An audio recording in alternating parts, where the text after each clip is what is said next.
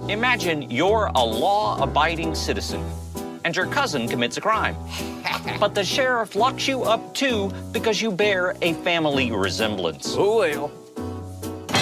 Johnny. That's what's going on in the United States with marijuana and hemp, also known as industrial hemp. They're from the same species of plant, but are different varieties. It's like poodles and wolves. Same species, different breeds. Hemp can make thousands of products and the planet healthier. The only thing it can't do is make a person high. Bummer, man. Something other industrialized countries understand. They farm it and reap the profits. But in the United States, while it's legal to import millions of dollars of hemp products, it's illegal to grow as a crop. It wasn't always this way. Believe it or not, hemp once flourished in America. When I started designing this home and started to look and to specify materials, we just went on a worldwide search for about the first 3 or 4 months to try to find materials that I felt comfortable with that met my standard. And that standard would be in reference to my child, who is a 9-year-old disabled little girl that has some fairly extreme chemical sensitivities.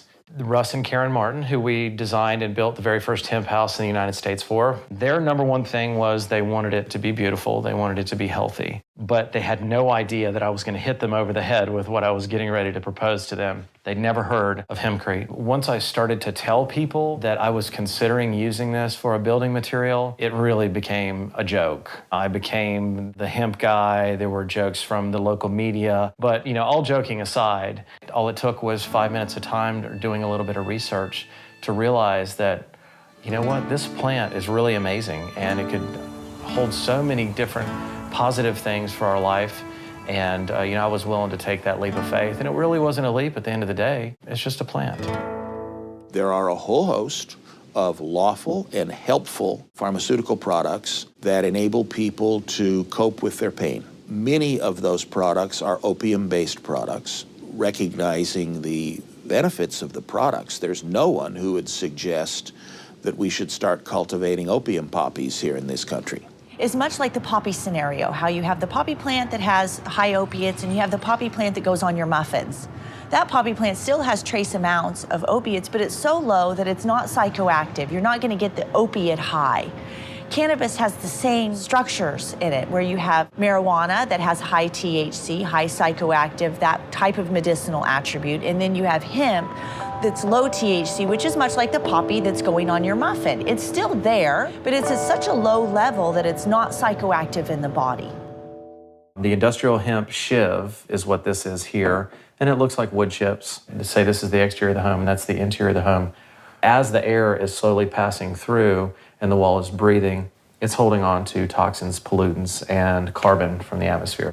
I was trying to find a solution for problems with standard insulation and drywall issues that cannot be overcome. And the hempcrete wall replaces both of them. Between the breathability and the content of the lime keeps that wall from ever having mold or mildew growth, which can never be said about the standard insulation that's used and drywall. We've got an epidemic in this country right now with the amount of mold that we've got in our homes.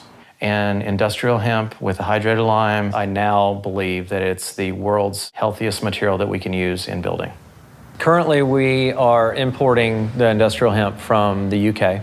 The issue with importing the industrial hemp is its cost. It's very expensive to ship it overseas. Until we're in a position in the US where we can effectively grow it here and cultivate it and process it, we're stuck with this solution. This is a 50-acre crop of hemp to the west of London. The variety is called Ouzo. It's a French variety which is suitable for dual cropping. That's suitable for seed and fibre. So the seed will be going to the Good Oil Company and the fibre will be going to Hemp Technology. So if we cut through a stem,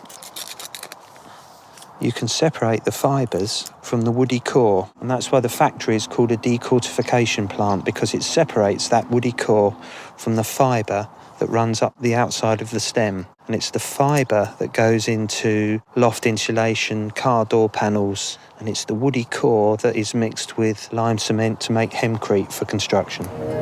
The project that the hemp pod is a fundamental part of is a 3-year project which is funded by DEFRA, the Department of Environment, Food and Rural Affairs, a UK government institution, and supported by various industrial partners because they believe in the potential for this.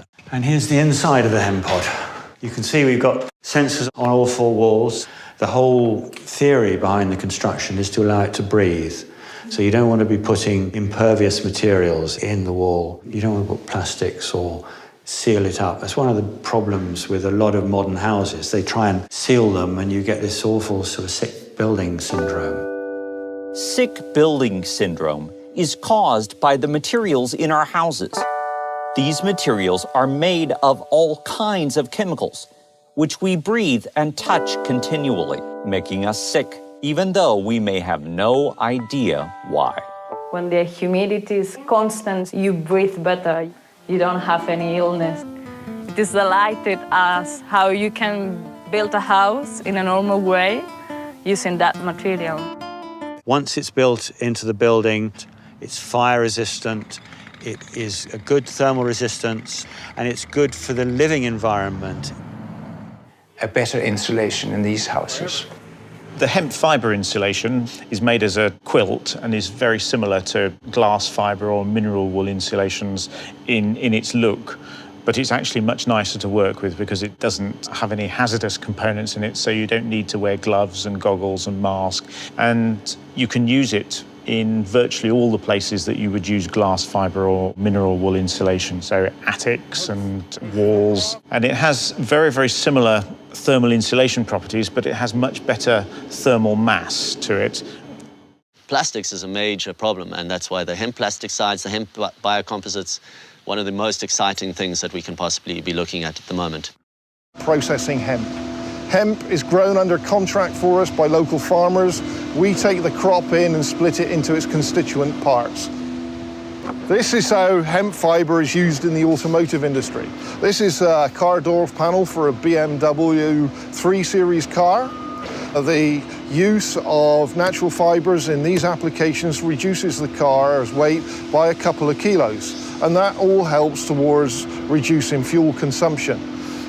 The automotive industry and animal bedding business markets are the largest part of our business. We expect the construction industry to grow rapidly over the next few years. In fact, within 4 or 5 years, we see that overtaken to be maybe 70 to 80% of our business. People go and they buy some mass-produced t-shirt that has been dyed and has chemicals on it, and they put it on their body or on their baby, and it's going into you. Our skin is the largest organ on our body, and there are chemicals used in clothing to process fibers and fabric, and the dyeing is very toxic. And I've had clients specifically come to me because of that. They're allergic to dyes used in regular clothing, and they need something that's either a natural dye or not dyed at all. Emporium is a South African hemp company that's been going since 1996. And it all started with something as simple as this, a little piece of cannabis canvas. And those words sound similar because they are similar. The word canvas comes from the same root as cannabis, and all canvas used to be made out of hemp. And that way it ties in with the history on using hemp in the sails, and obviously the ropes on all the boats as well. Even in South Africa, our Afrikaans word for shirt is hemp. We learned that this was a durable fabric. It made perfect sense to make bags out of it. We started making many more products and using our clothing especially as a message taker. An eco-audit was done in Canada where they grew conventional cotton and a hectare of conventional hemp and did the comparisons. And it was about 2,000 litres per T-shirt saving of water and about a cup of pesticides and agrochemicals. Hemp provides about 250% more fibre per hectare than cotton. So every shirt is making a difference. This is hemp denim. It's hemp mixed with organic cotton. Then I'm making a skirt. This I order from Hemp Traders, and I do that online. This is actually an order for a girl in San Francisco. She ordered this and a blazer to go with it. So she got the whole outfit.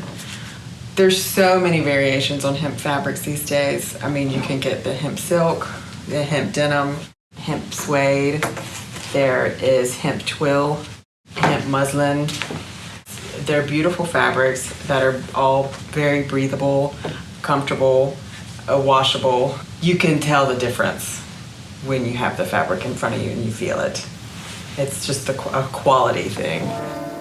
A lot of the fabric that I'm buying is actually grown in China or in Canada, but the majority is in China. And it would just be amazing if it were grown here, and it would be a lot cheaper as well, because right now it's definitely one of the more expensive fabrics out there. People have used hemp seed oil since the ancient Egyptians as a nutritional supplement. When Glyn and I started growing hemp, we were drawn to the really light, nutty taste of the seed. And we learnt about the hemp seed oil that had been around for a very long time. And it tasted to us very strong and not the kind of thing that you'd want to eat. It took us 10 years to develop this oil. And it's shelf-stable. Used just like an olive oil, although it's much healthier, with 25 times more omega-3 and half the saturated fat. If you're going to use a fat in a product that is based on fat, which is salad dressings and mayonnaise, it just seems obvious to us that you would use the healthiest oil that you can. In the United States, mayonnaise is our biggest seller. Nativa's the #1 purchaser of organic hemp in the world today. We're purchasing over 3 million pounds of organic hemp seeds that were grown in Canada.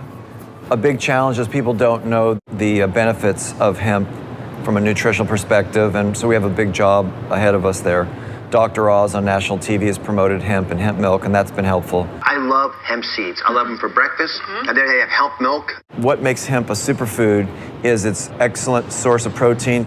It's the closest balance of essential fatty acids of anything that grows in the land compared to fish. It's easy to put it on salads and smoothies. You can put it on oatmeal. You can bake bread with it, and it's got a light, nutty flavor. And it's just very simple to add to virtually any recipe that you think of. You can put it even on ice cream. Doctors recommend eating deep sea fish, flax, and hemp internally because we're chronically deficient in our diet for omega-3. We need it for healthy brain function, good skin, and topically in cosmetics, that omega-3, the skin can just incorporate it directly into the sebum. And in our soap, what we found is it really made the lather smoother and less drying.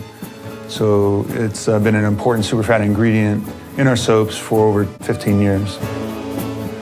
A lot of soap is petroleum-based. When you're using that, you're putting petroleum on your skin, and it's just not healthy. With hemp-based soap, you have no toxins. The history of hemp. Year 0, the Big Bang. The universe begins 150 million years ago. Plants debut, including hemp. The dinosaurs didn't notice. 800 BC, China. The first cloth fabric is made from hemp. 1200 BC, hemp fiber is used to construct the pyramids. 1425, knights drink hemp beer. 1492, Columbus floats to America using hemp sails and rope. Oh, dang it! 1776, the Declaration of Independence is drafted on hemp paper. 1889, Van Gogh paints masterpieces on hemp canvas. 1942, patriotic farmers plant hemp crop for war effort. 1970, the Controlled Substances Act is signed into law. Industrial hemp is classified as marijuana, and farming it becomes illegal. The modern interest in hemp began in the 1980s. There was a book published by a guy named Jack Herer called The Emperor Wears No Clothes, re-educating people about hemp's long history and the many benefits of the crop. It wasn't really in the history books anymore, so you didn't learn about it in school. In 1916, USDA botanist Leicester Dewey proved that hemp produces 4 times more paper per acre than trees. But America's hemp industry battled competition from other, easier-to-process crops like cotton. The government's Reefer Madness campaign in the 30s linked marijuana use by Mexican immigrants and jazz musicians with wild tales of crime and debauchery. The Marijuana Tax Act of 1937 contained penalties effectively prohibiting the devil's lettuce. It also regulated what was left of the hemp industry out of existence, despite a 1938 Popular Mechanics article calling hemp the new billion-dollar crop. Uncle Sam loved hemp again when the fiber was needed in World War II and encouraged children in 4-H clubs to plant seeds. The last commercial hemp crops grew in the late 50s. In 2010, Dewey's diary is discovered and reveals the Pentagon was built on land where he grew hemp for the U.S. government. The Hemp for Victory program in World War II demonstrates the power of what our society can do when our elected officials are on the same wavelength with industry and are working together. And our hemp supply got cut off by the Japanese. From the Philippines, we put an emergency hemp program. We had American farmers growing 25,000 acres of hemp within a year, and hemp infrastructure and processing all set up. And it was amazing. The goal for 1943 is 300,000 acres. And then, of course, we dismantled it and red taped it to death. Tell them they're not allowed to do that? Law enforcement's objection to cultivation of industrial hemp has nothing to do with the end products that are sold. We have no interest in interfering with those products. Those are lawful products. By all accounts, they bring certain benefits to people who use them. 15 days after 9/11, they published in the Congressional Record a new regulation that would equate hemp foods and our candy bars, our hemp is in the same category as heroin. And it was going to make it illegal for us to sell, and if I continue to sell, I would face jail time of 10 to 15 years. And we thought this was outrageous, and we partnered with Dr. Bronner's and Nature's Path and the Hemp Industry Association and sued the U.S. DEA in court. And luckily we were successful and won in 2004, and now hemp foods as a precedent is legal to consume, and the court ruled the DEA should stay out of regulating foods when hemp is a legal, healthy product and there's no connotation to drugs at all. The Canadian farmers and industry has a market lock on U.S. thanks to drug warrior idiocy in the United States. It says, here's this huge exploding market of hemp. Here you go, Canada. And American farmers are totally cut out of it.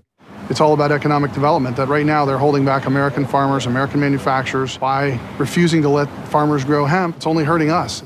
The Industrial Hemp Farming Act would redefine industrial hemp as distinct from marijuana, and it would specifically define it as cannabis plants that have 0.3% of THC, THC being the active ingredient in marijuana that gets somebody high or less.